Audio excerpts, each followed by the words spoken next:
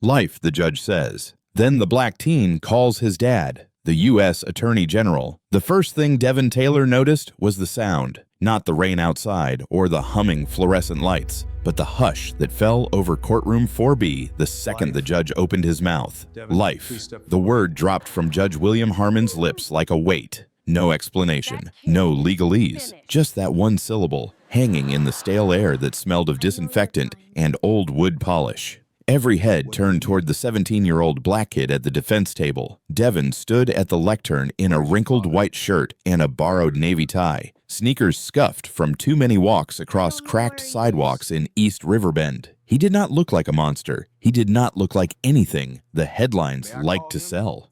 And he just looked like a tired honor student who had not slept much in weeks. His heart thudded so loudly he was sure the court reporter could pick it up. For a moment, the room blurred. Flash images cut through the fog, the glow of his laptop at 2 a.m., the little metal sensors he had soldered by hand, brown haze hanging low over his block, an email subject line that had once made him proud, invitation to present before the Riverbend Environmental Committee. Now he was not a kid with a science project. He was what Judge Harmon saw when he narrowed his pale eyes. Just another black boy with no future. The judge leaned forward, fingers steepled, voice dripping contempt. I know your kind. I have seen your statistics for 20 years. No discipline, no respect, no father. He let the words linger, then cocked his head. Where is your father anyway, now that you have thrown your life away? A murmur rippled through the benches. Somewhere in the back, someone clicked their tongue. No one spoke up. And Devon felt the familiar heat crawl up his neck, the old urge to look down, to shrink, to apologize for taking up space that did not want him. He swallowed it.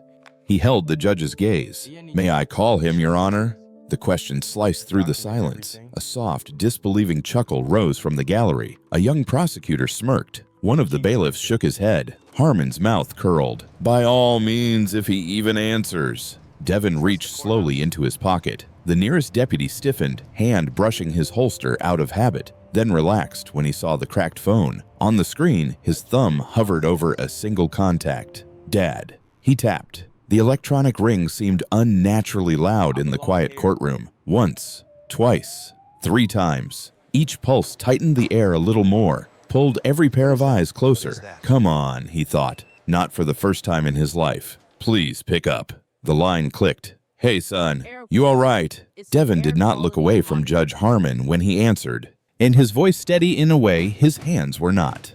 Dad, I am in courtroom 4B. Judge Harmon says you failed to raise me right. He is wondering where you are. The back row drew in a collective breath. A woman in a gray blazer straightened. One of the older black men on the aisle leaned forward, curiosity sharpening his features. Devon listened for a beat, then nodded slightly. Could you come to courtroom 4B now? Somewhere behind the bench, a clock ticked on. No one in that room, from the bailiffs to the board clerk to Judge William Harmon himself, yet knew who was on the other end of that call. But they were about to. 3 days earlier, Devon woke to the soft rattle of trucks on the highway and the low hiss of his air purifier fighting a losing battle. His room in East Riverbend was small, walls lined with taped-up maps of the neighborhood. Hand-drawn grids marked school, factories, freeway, little red dots where he had mounted sensors on streetlights and church roofs. On his desk, wires and circuit boards lay in careful chaos around a single silver box about the size of a shoebox. His monitor.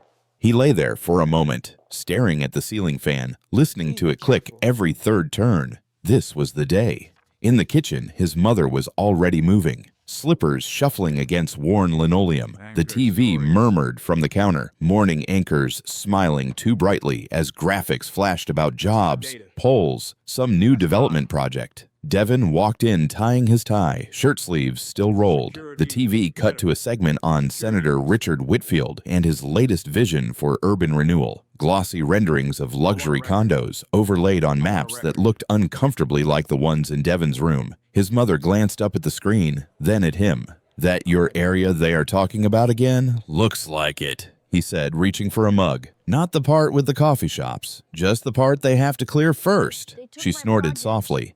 He slid a plate of eggs toward him. Eat. You can fight the government after breakfast. He smiled, but it sat a little crooked. On the table, his phone buzzed. An email notification from Dr. Elaine Williams, chair of the Riverbend Environmental Committee. Looking forward to your presentation, Mr. Taylor. Your data could be very important for our work. Devon read it twice. The formal Mr. Taylor always threw him off. That was his father to most of the world. To her, it was him. He typed a careful reply, double-checking every line before sending. Professional, but grateful. Confident, but respectful. Hit send. Then picked up the silver box. In the living room, his little cousin Maya sat cross-legged on the floor, inhaler beside her, cartoons flickering on mute. "You breathing okay today?" he asked. She nodded, eyes on his device. "Is that the thing that makes the bad air show up on the map?" "Yeah." He knelt, opened the lid so she could see the neat rows of sensors and wires. "This is the brain, and it listens to the air. Will it fix it?" He wished he could say yes. "It will help people stop pretending they do not see it," he said instead. "That is where it starts." He walked back to his room and carefully packed the monitor into a padded case, nestling his laptop and spiral notebooks beside it. Then he printed an extra copy of every email, every permit, every invitation, stapled them in order, and slid them into a folder labeled Documentation. He could hear his father's voice in his head, calm and precise from years of dinner table lessons. Document everything. The law is there to protect you. Growing up with a man who lived on planes between D.C. and courtrooms around the country, Devon had learned early that systems might be slow or messy, but they were supposed to work. If you showed up prepared, if you had receipts, if you respected the process, that was the deal. He texted his physics teacher, Ms. Karen Reynolds, "Heading to the courthouse now. I will email slides afterward." And she replied in under a minute, "Proud of you. Remember, courthouse can be a different world, Devon. Not everyone there cares about science or justice the way you do." He stared at that line for a second. It felt like a joke and a warning at the same time. Outside, the bus hissed at the curb. He swung the case over his shoulder, kissed his mother on the cheek, and stepped out into the thin brown haze that always seemed to hang just a little heavier over East Riverbend than over the downtown skyline across the river. On the bus, his friend named Malik slid into the seat across from him. Malik took one look at the hard case on Devon's lap. "So that is the famous robot air quality monitor," Devon corrected. "Uh-huh. Robot that snitches on the air." He leaned in. "You really trust these people, man? Going into a federal courthouse with some weird device?" While Black Devon laughed, though there was a knot in his stomach he could not quite name. "If I want them to take our neighborhood seriously, I have to show up where decisions are made," he said. "That is what my dad always says." "Your dad also got security clearance and 3 people screening his calls," Malik shot back. "You got none of that. All you got is a science project and that church boy smile." Devon bumped his shoulder, but the words stuck. He thought of his father on speakerphone, offering advice before a big debate tournament, always ending with the same line. "Trust the process, Dev. It is slow, but it bends the right way if you push." Devon believed that, or at least he needed to. What he did not say to Malik, what he barely admitted to himself, was that he was not afraid of getting hurt or hauled off. He had grown up with drills for that, speeches about what to do if things went sideways. What scared him was being reduced to a stereotype in someone's eyes before he even opened his mouth, and being filed away in a judge's head as one more angry black kid making trouble, seeing 6 months of late nights and careful math dismissed with a shrug. He was terrified that the most important work he had ever done might be glanced at once and then forgotten. The bus dropped him near the towering courthouse, a block of gray stone and glass that swallowed the morning light. Flags snapped in the breeze. An eagle crest glared down from above the entrance, carved deep into the facade. Inside, the air changed, cooler, drier. The echoes of footsteps on marble floors. Devon joined the security line, hugging the case to his chest. In front of him, a woman in a blazer scrolled through her phone, silver briefcase dangling from her fingers. Behind him, a man in a suit joked with another lawyer about a golf game. To his left, a white teenage boy with a tri-fold science fair board under his arm walked through a different detector with nothing more than a nod from the guard. Devon exhaled slowly, and he checked again that his folder of emails was tucked on top, ready to present. Invitation, grant letter, committee schedule.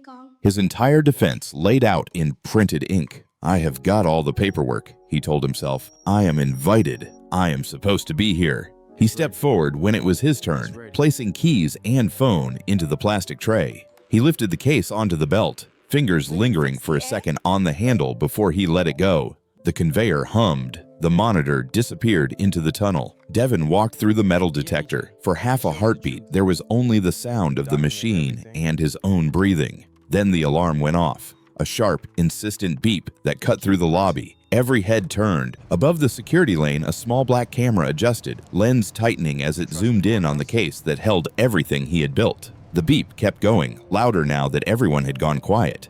As a stocky white officer with a thinning gray buzz cut stepped up to the monitor as it rolled out of the X-ray tunnel. His name tag read M. Briggs.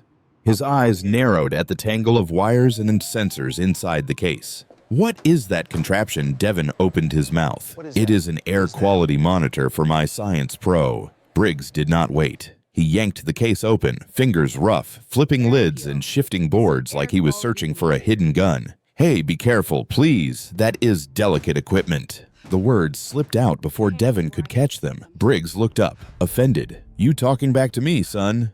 No, sir. Devon forced his voice flat, respectful. Just letting you know it is a scientific instrument. I have documentation, an invitation, a grant letter from the State Science Foundation. I can show you. He reached for his backpack. Hands where I can see them. The shout cracked across the marble. Conversation in the lobby died. Somewhere behind Devon, a woman gasped. He froze.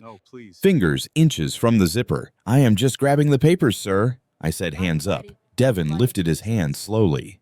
Every drill his father had ever run with him clicked through his mind in a split second. Stay calm. Be clear. Do not give anyone an excuse to say they were afraid. Briggs already had his radio up. Security to main entrance. I have a suspicious device and a non-compliant subject. Non-compliant. The words landed like a charge. Something knotted in Devon's chest. I am not non-compliant, sir. I am just trying to present my... The elevator doors at the end of the hall slid open. A man in black robes stepped out, flanked by a clerk juggling a stack of files. Judge William Harmon. Devon recognized him from news clips and the framed portraits that lined the hallway upstairs. Harmon slowed as he spotted the cluster at security. He did not rush over. He watched for a moment, arms folded, expression unreadable. And like he was weighing how much entertainment this might provide. What seems to be the problem? Officer Briggs. Briggs straightened, gesturing toward the open case. Kid brought this thing in. Wires, sensors, no prior clearance. When I asked questions, he got cute. Devon forced himself to meet the judge's eyes. Sir, it is an air quality monitor. I am scheduled to present my data to the Riverbend Environmental Committee today. Room 302 at 11. I have an excused absence from school and an invitation from Dr. Elaine Williams. Harmon's gaze flicked to the device, then back to Devon. Environmental Committee. In my courthouse. Yes, Your Honor. Devon held on to the title like a handle. They meet here monthly. They asked me to present 6 months of data on particulate matter in East Riverbend. The judge made a small noise in his throat, something halfway between a laugh and a scoff. Of course they did. Devon could feel eyes on his back. He knew one move could turn this from inconvenient to dangerous. And he also knew that inside that case was the only complete copy of the data he had collected. Every night on rooftops, every morning in front of school. Every spike that proved his neighborhood was breathing air 3 times dirtier than the suburbs. If he backed down now, let them take it without even asking why. Everything he had built risked disappearing into some evidence room or trash chute. He could say nothing, laugh it off, apologize for wasting their time, and hope they sent him away with a warning. Or he could do the thing his father had raised him to do. Use your words. Use the law. Use the record. Devon took a breath. Your Honor, I have all the proper paperwork. He kept his voice even. If there is a concern, I understand, but this is my property and my research. If you need to hold it, I respectfully request a receipt with your name on it and a description of what is being taken so I can get it back after inspection. Briggs stared at him like he had grown a second head. As a few people in line glanced at each other, Harmon's eyes hardened. Are you instructing my staff on procedure, Mr. Taylor? No, sir.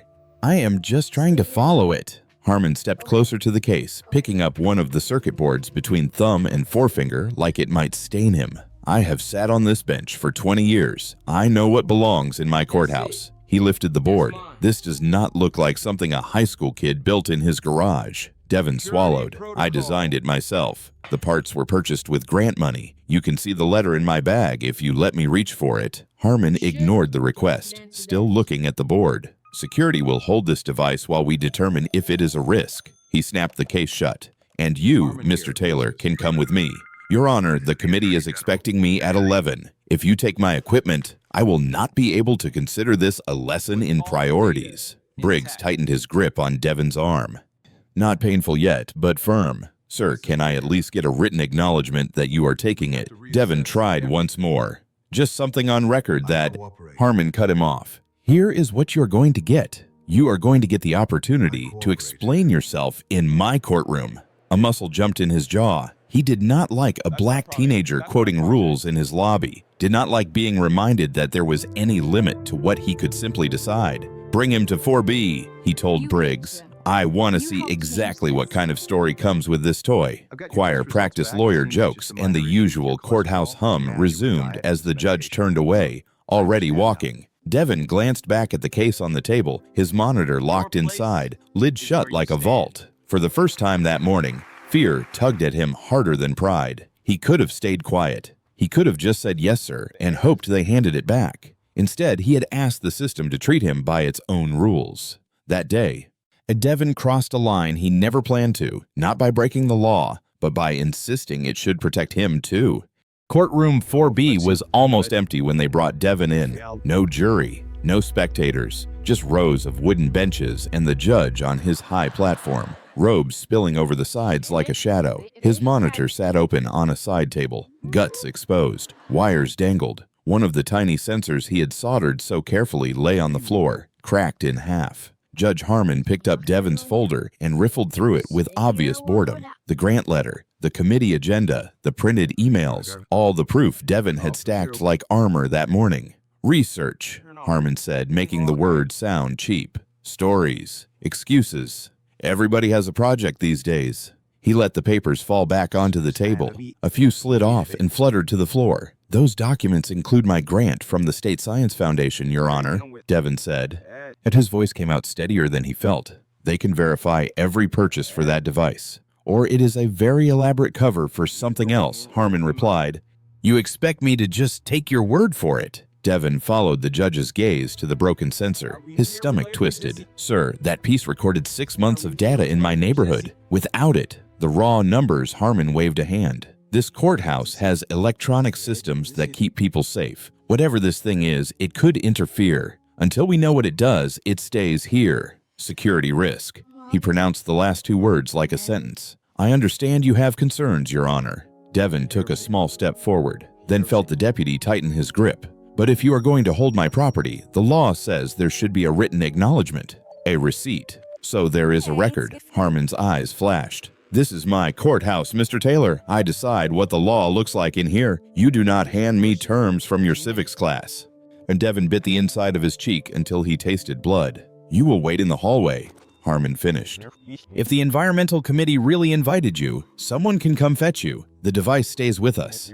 The deputy steered Devon out before he could answer. The heavy door shut behind him with a soft click that sounded a lot like a lock. In the hallway, the fluorescent clock above the elevators read 10:40, 20 minutes until his slot with the committee. Devon pulled out his phone with shaky hands and typed, "Delayed at security. Might miss my time slot." He hit send to his father, then stared at the message, wishing he could explain more in a single line. The reply came almost immediately. "What is going on? Call if you can." Devon looked at the courtroom door, at the deputy still standing watch. He imagined his father in some meeting in D.C., suit jacket off, tie loose, juggling 3 crises he could not see. He typed back, "And it is just extra checks. Nothing serious.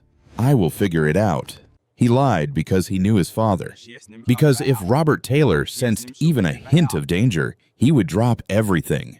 And Devon had spent his whole life watching his father carry other people's emergencies. He did not want to become one more. "Mr. Taylor." The voice startled him. A woman with gray hair pulled neatly back and wire-rimmed glasses was striding down the corridor, a satchel over one shoulder. "Dr. Elaine Williams." "There you are," she said. "Why are you out here? We start in 20 minutes. You should be setting up." Devon swallowed. Judge Harmon confiscated my project, he said. Says it is suspicious. She blinked once, then her expression hardened in a way that made him oddly grateful. That is absurd. You are our keynote student presenter. Come with me. They pushed back into 4B together.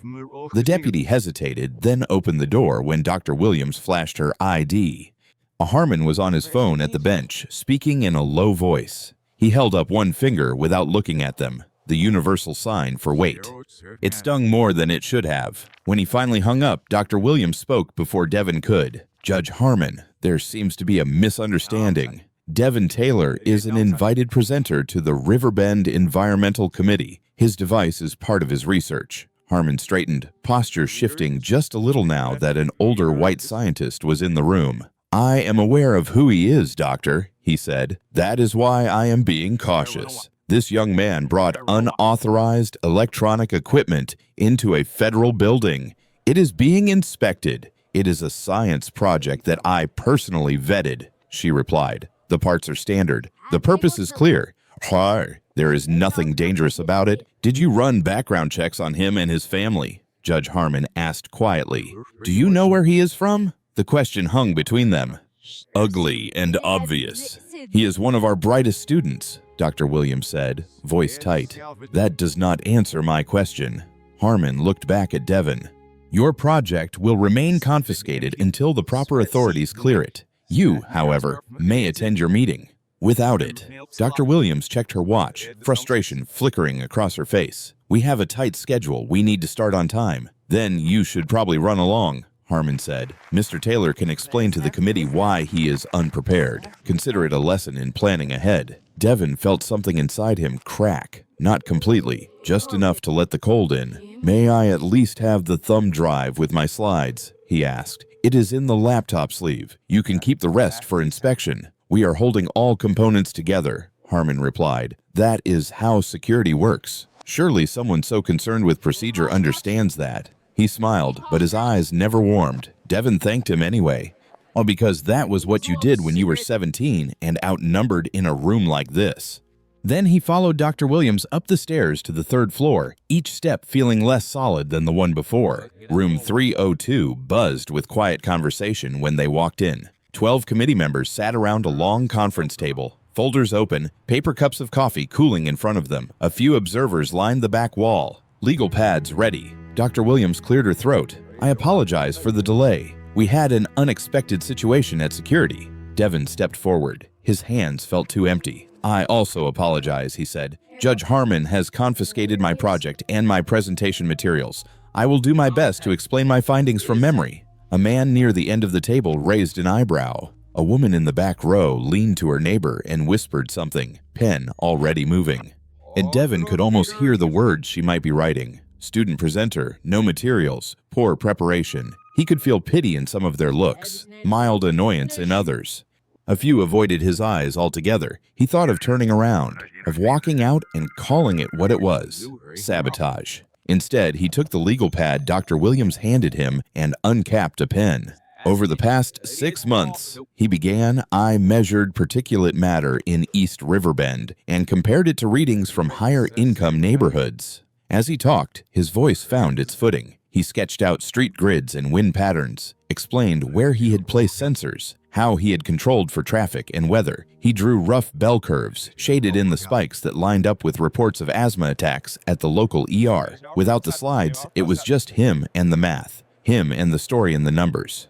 He watched their faces shift as he spoke. The man with the raised eyebrow leaned in. So one woman stopped taking notes on him and started writing down his data. Another committee member asked a question about his methodology that only made sense if she had been listening closely.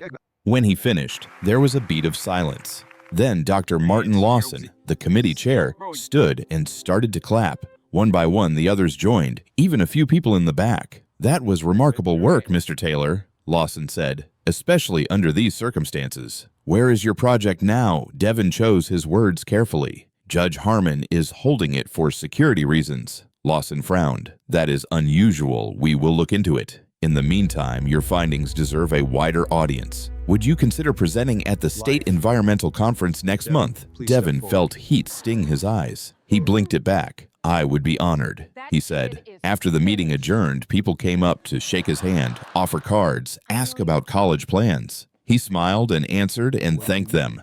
And it all felt like it was happening to someone half a step to his left. In the restroom down the hall, he locked himself in a stall and finally let his shoulders sag. The adrenaline drained out, leaving his hands trembling. He pulled out his phone and called his father. Voicemail. Hey, Dad, he said. It is me. The presentation went okay. Good, actually. They want me at the state conference. He stared at the graffiti on the back of the stall door. Judge Harmon still has my project, though. He broke some of it. Says it is a security risk. I know you are busy. I am just not sure what to do next. Call when you can. He hung up before his voice could crack. On his way out of the building, Devon passed courtroom 2C. Through the little rectangular window in the door, he caught a glimpse of Harmon on the bench. A white man in a suit stood before him, hands clasped. Harmon leaned forward, speaking softly, nodding, giving him time to answer. The next case file came up. A young Latina woman in a fast food uniform.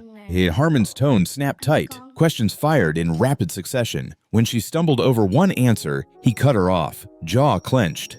Devon watched for only a moment before the deputy noticed him and gestured him along. It was enough. You did not need charts to feel a pattern when you were the one it pinned to the wall. The next morning at school, Devon barely made it to his seat before Ms. Karen Reynolds appeared at the door and crooked a finger at him. Hall, now! In the empty corridor, she crossed her arms. Dr. Williams called me, she said. Start talking. Devon told her everything. No drama, no spin. Just the scanner, the shouting, the broken sensor, the confiscation. When he finished, she let out a breath through her nose. He does not get to destroy your work just because he does not understand it, she said. That is not how this is supposed to go. His phone buzzed in his pocket a few hours later. Unknown number, your project marked for disposal tomorrow morning. Security protocol, sorry, friend at courthouse. Devon stared at the text until the words blurred. Disposal. This was not just about humiliation anymore. It was erasure. By 3 o'clock, he was back at the courthouse. A different guard stood at the metal detector. Judge left for the day, the guard said. Come back tomorrow. My device is scheduled for disposal tomorrow, Devon replied. I am just asking to speak to someone before they destroy months of data. The guard shrugged. Protocol. Devon spotted Briggs at the far end of the lobby and walked toward him. Officer Briggs. Briggs turned, that same amused look on his face. Back again. Maybe next time you will think twice before bringing suspicious devices in here. It is an air monitor, Devon said. There is a blue data drive inside. If you are going to get rid of the rest, at least let me have that back. No unauthorized access to secured items. Protocol, Briggs repeated, almost bored. Devon felt his jaw tighten. Yes, is your pension worth destroying evidence of environmental discrimination? The question hung in the air. Briggs looked away, then back, something flickering across his features that was not quite guilt and not quite defiance. Go home, kid, he muttered. Let it go. Devon did not. That evening, in his Uncle James's kitchen, phone on speaker, he recounted every second. Write it all down, James said. Names, times, exact words. I will make some calls. In the garage, Devon spread spare parts across the workbench, trying to rebuild what he could. His mother stood in the doorway, rubbing her temples. Sometimes fighting is not worth it, baby, she said quietly. These people have the power to make your life very small. He did not look up from the wires. This is worth it, he said. He did not just go after me. He tried to erase what is happening to us. My numbers show our air is the worst in the city. Same blocks where he hands out the harshest sentences. That is not a coincidence. Before dawn, Devon stood on the courthouse steps, breath fogging in the cold. In his hands was a folder Uncle James had drafted overnight. Formal request for return of property, copies of the grant, the invitation, citations of due process. Harmon's sedan pulled up just after 7:30. The judge paused when he saw Devon waiting. You again, Mr. Taylor. Good morning, Your Honor, Devon said. I have documentation regarding my project. I am requesting its immediate return or, at minimum, a clear legal basis for its continued retention. This building is public. I am a citizen. I have rights. Harmon climbed the steps, eyes icy. Are you threatening me? No, sir. I am exercising my rights. Harmon plucked the folder from his hands, flipped through a page, then another. Falsified documents are a federal offense, he said lightly. I hope for your sake every word in here is true. Officer Briggs. Briggs appeared at his elbow. And collect these, Harmon ordered. They may be evidence. Devon watched his last defenses tucked under Briggs's arm like junk mail. Harmon leaned in close enough that Devon could smell his aftershave. You have no power here, he said softly. I decide what happens in my courthouse. Before Devon could answer, a clerk hurried out, breathless. Judge Harmon, there is a call for you on line 3. They said it is urgent. Harmon's jaw tightened. He gave Devon one last look, then disappeared inside. The doors swung shut behind him, heavy and final, leaving Devon on the steps with the cold and the knowledge that, for now, the system was a locked house he could only pound on from the outside. By mid-afternoon, Devon was still there, planted on a wooden bench outside the elevators like a fixed point in a building designed to move people along. Lawyers came and went, clerks swapped files, officers changed shifts. He stayed. If I leave, they win, he kept telling himself. If I leave. And that box disappears. A woman in a navy blazer and worn flats slowed as she passed. Asian American, early 40s, badge clipped to her belt. You have been here all day, she said. Court business, Devon nodded. Trying to get my project back. Judge Harmon has it. She frowned. Harmon again. I am Laura Chen, public defender. He handed her the copies Uncle James had made. Laura scanned them, jaw tightening. Come on, she said. Let us see how far they have gotten. They took the elevator down, past floors Devon had never been on, to a concrete corridor that smelled like dust and bleach. A steel door marked property disposal blocked their way. Through the narrow window, Devon saw his monitor on a metal table, lid off, parts scattered near a large gray bin. Excuse me, Laura told the guard. That device belongs to my client. Orders are to process it in the morning, the guard said. No access. Devon pressed closer to the glass. One of the boards was bent. His throat burned. Harmon rounded the corner then, robe open over his shirt, irritation already on his face. Miss Chen, standing with troublemakers today. This young man is an invited presenter whose work you confiscated and are now destroying, Laura said. I am filing an emergency motion to stop disposal. Save your paperwork, Harmon replied. I deemed it a security risk. That is all the justification I need. He nodded to the guard. Show them out. As the door swung shut, Devon caught one last glimpse of Harmon stepping into the room, hand closing around a hammer on the table. It felt like watching someone walk into an execution chamber carrying his last year of work. Outside, Laura made call after call on the courthouse steps, pacing in tight circles. No one wants to cross him on short notice, she said finally. Not today. Devon's phone rang. Dad. He forced his voice not to shake. They are destroying it right now. What happened, son? Start from the beginning. Devon sketched the bare facts. When he finished, there was a pause. Put me on speaker with Ms. Chen, his father said. Laura introduced herself. Robert listened, then gave her a number.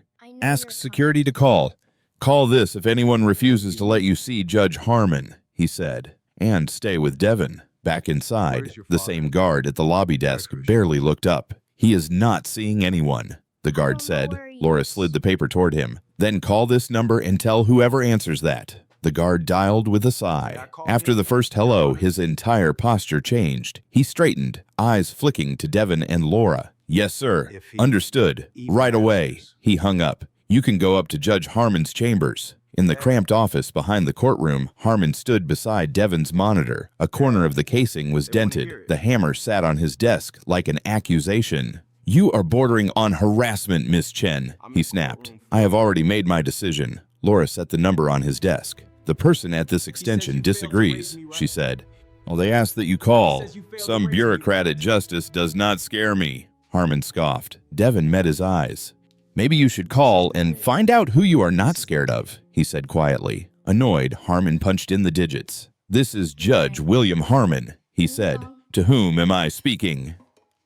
The reply came faint but clear enough for Devon to hear the cadence he knew by heart. This is Robert Taylor, United States Attorney General. Color drained from Harmon's face. Mr. Attorney General, he stammered. I was told this was about a device brought in by a young man who, my son, Robert said, and you are going to return his property with all data intact. Now.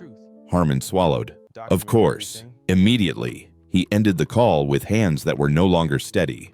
"Your property will be returned, Mr. Taylor," he said without meeting Devon's gaze. "With all data intact," Devon answered. Harmon nodded once. In the hallway outside, Devon's phone rang again.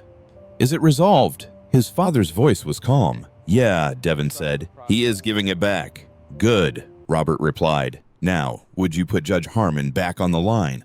Devon turned, holding the phone out to the man who had just learned exactly whose future he had tried to crush. By the next morning, Riverbend Federal Courthouse did not look like the same building. Satellite trucks lined the curb, tripod legs everywhere, reporters talking into cameras about an unannounced visit from the United States Attorney General. FBI jackets flashed in the crowd like warning signs. Inside, on the 6th floor, a conference room had been transformed into a war room. Maps of the city covered one wall, pins and colored strings connecting neighborhoods. Another wall held charts, graphs, and blown-up screenshots of court dockets. Devon sat at the end of the table, his monitor on a cart beside him, finally whole again. Robert Taylor stood near the maps, jacket on, expression all business. The man who had taught Devon to ride a bike and grill burgers had been replaced by the Attorney General Devon had only ever seen on C-SPAN. Laura Chen sat opposite two DOJ analysts, flipping through a binder. When she looked up at Devon, her face softened for a moment, then went hard again as she turned back to the data. "All right," one analyst said, tapping the map. "Devon's air quality readings. Red for high particulate levels, green for low." The city lit up in pockets of angry red clustered over East Riverbend and a few other neglected blocks. Now, overlay sentencing patterns from Judge Harmon's courtroom for the last 10 years. Another layer appeared. The same neighborhoods glowed again, this time in darker shades where sentences ran longest. And now, Senator Whitfield's development portfolio. A third set of markers popped into place. Company names changed, but the addresses did not. The pattern was suddenly painfully obvious. High pollution, harsh sentences, cheap property, ripe for renewal. "So," Robert said quietly, "a high school science project just mapped an entire scheme we could not get anyone to admit existed." Devon felt his stomach drop and his spine straighten at the same time. This was bigger than his device, bigger than Harmon's ego. His work had not just annoyed a judge, it had cut across power. The door opened. Judge Harmon walked in with his attorney. The arrogance from the day before noticeably dimmed, but not gone. "This theatrical display hardly seems necessary," he said. "We are talking about a misunderstanding over a student project." Robert did not offer his hand. "Sit down, Judge." The Judicial Ethics Committee chair joined them by video, her image flickering on a large screen. For the next hour, the room filled with numbers and names, a bar graph showing average sentence lengths. Defendants from neighborhoods colored red on Devon's map received sentences roughly 40% longer than those from green zones for the same offenses. And a table listing environmental cases dismissed in Harmon's court. Violations in poor Black and Latino neighborhoods dropped 8 times more often than violations in affluent white ones. Phone records projected on the wall traced late-night calls between Harmon's chambers and Senator Whitfield's office in the 48 hours before key rulings that allowed polluting facilities to keep operating. "Statistical disparity does not mean intent," Harmon's attorney said. "There are many factors you are not accounting for. We have accounted for them," one DOJ lawyer replied. "Prior record, offense level, plea versus trial. The only consistent variable is where the defendant lives. I have served this community for 20 years, Harmon insisted. "I followed the law as I saw it." Robert's voice stayed even. "Then explain this, Judge." He pointed at the map. "As you dismissed nearly every environmental complaint out of East Riverbend while staying up to discuss development projects with Senator Whitfield. Explain why your harshest sentences align perfectly with neighborhoods his company's targeted for acquisition." Harmon's gaze flicked to his attorney. "We are not answering further questions," the lawyer said. "Not without assurances." "You want immunity," Robert said. "Say it." Harmon's jaw clenched. He stared at the maps, at the charts, at the evidence of what his docket had done to a city. "Senator Whitfield is an old friend," he said finally. He took a breath that sounded more like surrender than air. "We talked about which environmental cases made sense to dismiss so his projects could move forward. I did not think anyone would get hurt. It was just how things worked." Laura closed her eyes for a second. Devon forced himself not to look away. The ethics chair spoke from the screen. "Judge Harmon, You will be placed on immediate suspension pending full investigation. Your cooperation will be noted. Your position on the bench is over."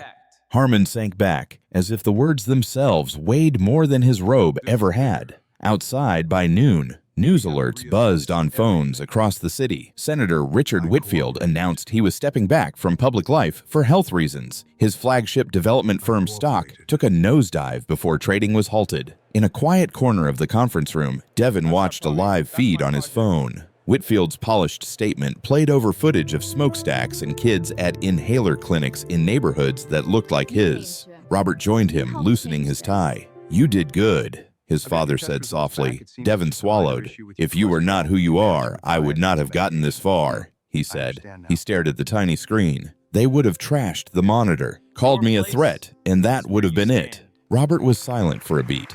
"You are right," he said. "That is part of the problem we are here to fix." Devon felt gratitude and something like grief twist together.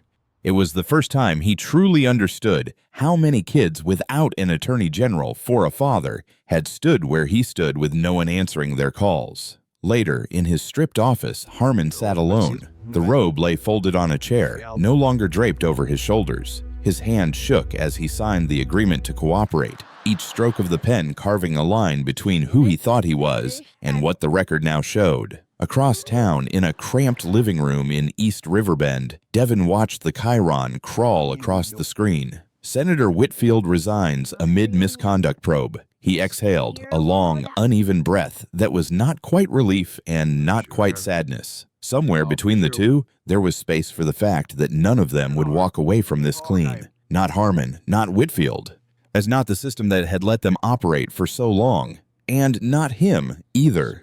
A year later, East Riverbend did not smell the same.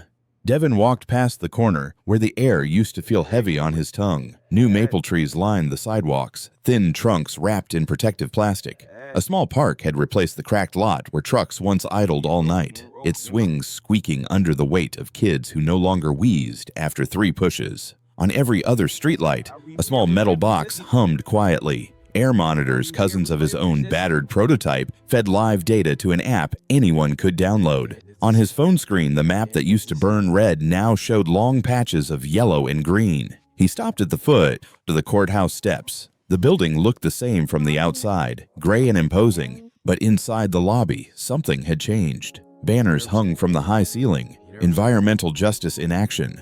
Along one wall, as displays told the story of polluted neighborhoods, court cases, and the reforms that followed. In the middle of the exhibit, inside a glass case, sat a familiar silver box.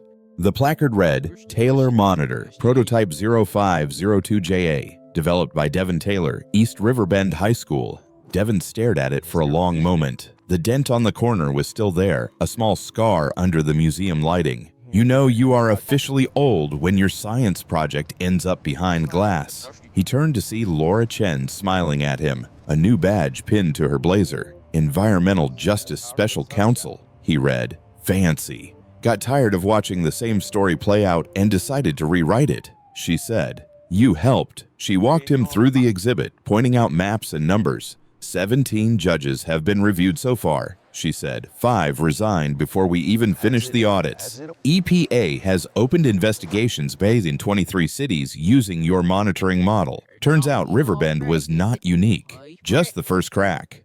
And they left the courthouse and crossed over to the clinic on Maple and 3rd.